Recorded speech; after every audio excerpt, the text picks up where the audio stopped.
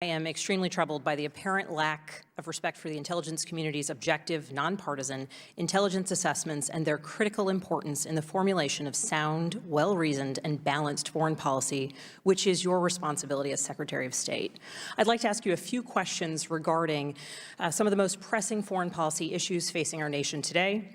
As time is short, please answer with a simple yes or no, sir.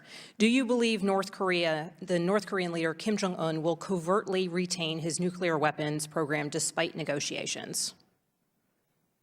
So I can't answer that yes or no, and I would challenge, by the way, the predicate of your question. So, sir, I'm a former intelligence officer, so I understand that nuance is deep, but these are actually in public, for a little while too. open source. They are answered in a very straightforward yes or no.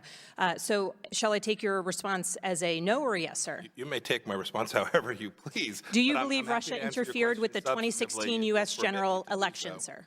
If you'll permit me to answer your question, I'd be happy to do so. But please go ahead, sir. It's not fair to ask a question that can't be answered yes or no and demand that I do so. As you said, you know nuance.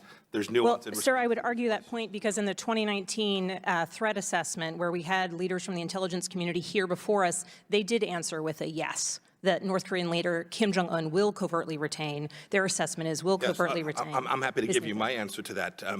Moving on to the next one. You never get a deal until you get a deal. And I understand how intelligence works. They look at history. They stare at the past. Sir, let's move on to the next one. But I'm looking at forward. Do you believe Russia interfered with the 2016 U.S. general election? This is looking towards the past, so that one should be one that you can answer. Oh, yes, they did. And the 2012. And the 2008. Thank you. And the 2004. Do you believe Iran is following the provisions of the 2015 Joint Comprehensive Plan of Action to reduce or eliminate its enriched uranium stockpile and enrichment facilities? That's a very complicated answer, not all of which I can give in a public test. Also answered in the January 2019 threat testimony, the answer that the intelligence leaders of our intelligence community gave was yes. Do you believe that global climate change is real and represents a threat to U.S. national security? Yes, the climate is changing. Thank you. And is it a threat to our national security, sir? It's not at the top of my list. I'm not asking about your list. I'm asking about the intelligence community's list and their assessments, which should be driving the policy you are pushing. But policymakers have an obligation to form their own independent judgment on priorities, and that's what this administration is doing. It's what I frankly wish the past administration. And for the record, I'd like to put into the record that the 2019 annual worldwide threat assessment did say that global climate change does present a threat to U.S. national security.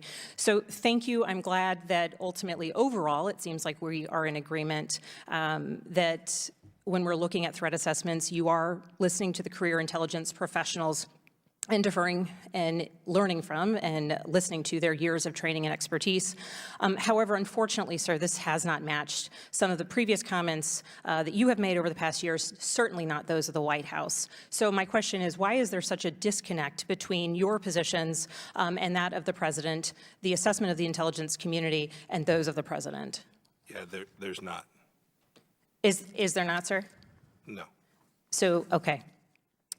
Well, thank you very much for your answers on this. I do want to close because as a former intelligence officer and as someone who's been deeply disturbed by the lack of credence given to some of the work or most of the work of the intelligence community, I would like to close with a note to my sisters and brothers in the intelligence community. And as one former DNI has said, the IC will continue to speak truth to power even when the power ignores that truth.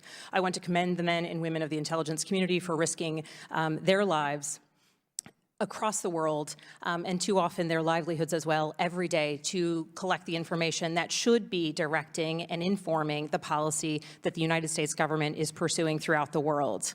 Thank you to you, sir, for being here today, and thank you to the intelligence community serving around the world.